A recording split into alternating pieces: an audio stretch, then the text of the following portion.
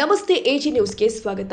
Sir M Visvesvaraya ಕಟ್ಟಡ ಕಾರ್ಮಿಕರ ಸಂಘಟನೆ ವತಿಯಿಂದ ಜಿಲ್ಲಾಧಿಕಾರಿಗಳಿಗೆ ಮನವಿ ಸಲ್ಲಿಸಿ ಜಿಲ್ಲಾ ಪಂಚಾಯಿತಿ ಕಚೇರಿಯಲ್ಲಿ ನಡೆದ ವಿಚಾರಣೆಯ ವೇಳೆ ತಮ್ಮ ಮೇಲೆ ಹಲ್ಲೆಗೆ ಯತ್ನಿಸಿ ಜಾತಿ ನಿಂದನಾತ್ಮಕ ಪದಗಳನ್ನು ಬಳಸಿ ಅವಮಾನಿಸಲಾಗಿದೆ ಎಂದು ಸಂಘದ ಅಧ್ಯಕ್ಷ ಪ್ರದೀಪ್ ಅನಂಬಿ ಆರೋಪಿಸಿದ್ದಾರೆ.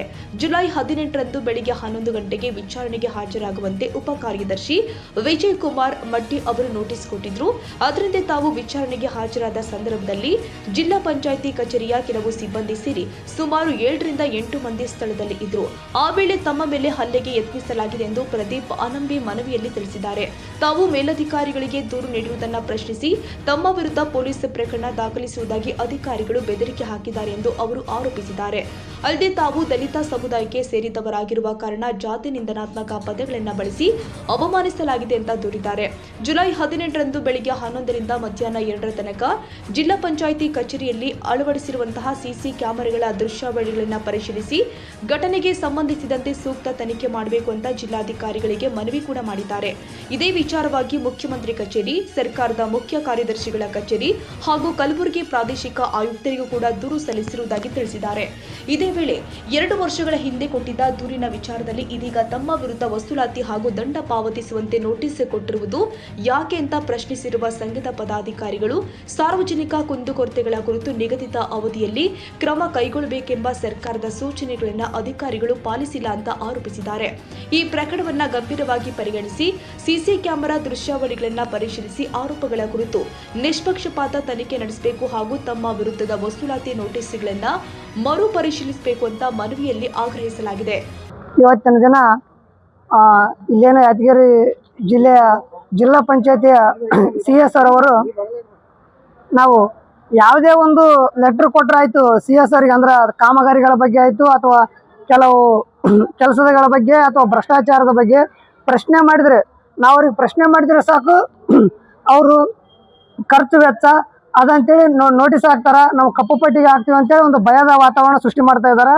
ಇದು ಹೋರಾಟದ ಸಂವಿಧಾನಿಕ ಹಕ್ಕನ್ನು ಕಿತ್ತುಕೊಳ್ತಕ್ಕಂಥ ಕೆಲಸ ಜಿಲ್ಲಾ ಪಂಚಾಯತಿ ಸಿಬ್ಬಂದಿ ಮತ್ತು ಜಿಲ್ಲಾ ಪಂಚಾಯತಿ ಅಧಿಕಾರಿಗಳು ಮಾಡ್ತಾ ಇದ್ದಾರೆ.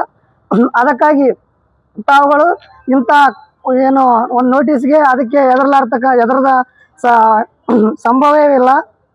ಮುಂದಿನ ದಿನಗಳಲ್ಲಿ ನಾವು ಕೊಟ್ಟ ದೂರಿಗೆ ನಮ್ಮ ಮೇಲೆ ಹೋರಾಟಗಾರರ ಮೇಲೆ ಇಷ್ಟೊಂದು ಜಲ್ದಿ ಕ್ರಮ ತಗೊಳ್ತಾ ಇದ್ರೆ, ನೀವು ನಾವು ಕೊಟ್ಟ ಲೆಟ್ರಿಗೆ ಆ ಕಾಮಗಾರಿಗಳ ಬಗ್ಗೆ ಪರಿಶೀಲನೆ ಮಾಡಿ ಇದು ಮಾಡಿದ್ರೆ ಒಂದು ಇದು ಸಮಸ್ಯೆನೇ ಮುಗಿದೋಗ್ತದೆ. ಅದಕ್ಕಾಗಿ ತಾವುಗಳು ಇಂಥ ಕಪ್ಪು ಪಟ್ಟಿಗೆ ಸೇರಿಸ್ತೀವಿ, ಹಣ ವಸೂಲಿ ಮಾಡ್ತೀವಿ ಅಂತೇಳಿ ಏನು ಸರ್ಕಾರದ ಆದೇಶನೇ ಇದೆ. ಏನು ಎಲ್ಲೋ 21 ದಿನ, ಎಲ್ಲೋ 7 ದಿನ, ಎಲ್ಲೋ 2 7 ದಿನ, ಎಲ್ 3 7 ದಿನ ಅಂದರೆ ಒಬ್ಬ ಅಧಿಕಾರಿಗಳು 21 ದಿನದಲ್ಲಿ ಕಾಮಗಾರಿಗಳನ್ನು ಅದರ ಬಗ್ಗೆ ನಾವು ದೂರು ಕೊಟ್ಟಾಗ ಪರಿಶೀಲನೆ ಮಾಡ್ಬೇಕನ್ನೋದು ಒಂದು ಸರ್ಕಾರದ ನೋಟಿಫಿಕೇಶನ್ ಇದೆ.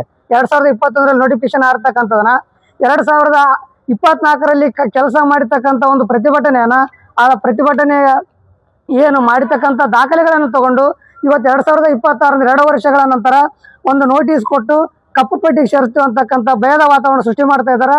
ಈ ಹೋರಾಟಗಳನ್ನು ಹತ್ತಿರ್ತಕ್ಕಂಥ ಕೆಲಸ ಮಾಡ್ತಾ ಇದ್ದಾರೆ. ಅದರ ಬಗ್ಗೆ ಭಾಳ ಮಾನ್ಯ ಜಿಲ್ಲಾಧಿಕಾರಿಗಳು ಗಂಭೀರವಾಗಿ ಪರಿಗಣಿಸಿ ಆ ನೋಟಿಸನ್ನು ವಾಪಸ್ ತಗೋಬೇಕಂತೇಳಿ ನಾನು ಕೇಳಿಕೊಳ್ತೇನೆ.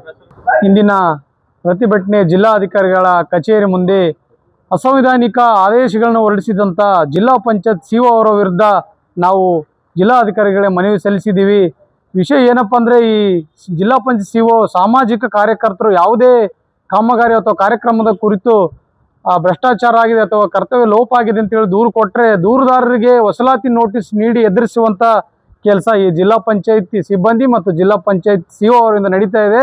ಇದು ಯಾವುದಕ್ಕೂ ನಾವು ಎದುರುವವರೆಲ್ಲ ಹೋರಾಟಗಾರರು, ನಾವು ಒಗ್ಗಟ್ಟಿನ ಶಕ್ತಿ ಪ್ರದರ್ಶನ ಮಾಡಿ ನಾವು ಸರ್ಕಾರದ ಮಟ್ಟಕ್ಕೂ ಪತ್ರವನ್ನು ಬರೆದು ಮುಂದಿನ ದಿನಗಳಲ್ಲಿ ನಾವು ಸಾರ್ವಜನಿಕ ಹಿತಾಸಕ್ತಿಯನ್ನು ಹೈಕೋರ್ಟ್ನಲ್ಲಿ ಸಲ್ಲಿಸ್ತೀವಿ ಅಂತೇಳಿ ಈ ಮೂಲಕ ಪತ್ರಿಕೆಗಳಿಗೆ ಹೇಳಿಕೆ ನೀಡುತ್ತೀವಿ.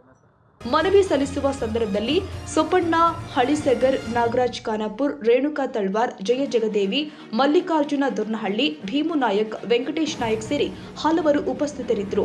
Nizamuddin Yadagiri, AG news.